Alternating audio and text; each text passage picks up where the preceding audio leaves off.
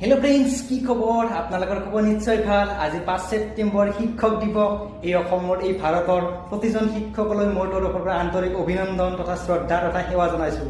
আৰু আজি শিক্ষক দিৱস উপলক্ষে মোৰ শ্ৰদ্ধাৰ যতীন কলিতা ছাৰক শিক্ষক দিৱস উপলক্ষে তাক শুভেচ্ছা জনাম আৰু আপোনালোককো দেখুৱাই দিবলৈ চেষ্টা কৰিম। বলক তেনেহ'লে ভিডিঅ'টো আমি আৰম্ভ কৰোঁ।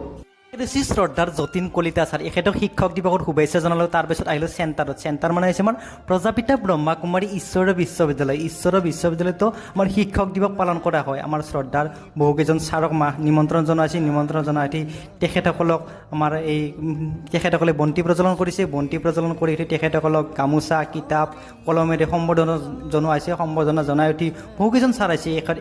এজন ছাৰ, এই বহুকেইজন ছাৰ আছে। ছাৰসকলক সকলোকে সম্বৰ্ধনা জনাই কেক কাটিং, আজি শিক্ষক দিৱসৰ কেক কাটিং কৰা হৈছে। কেক কাটিং কৰি এতিয়া আমি ঘৰে ঘৰে আহিলোঁ আৰু বাবা ৰুম। এইটো মিনি ব্লগ। Thank U.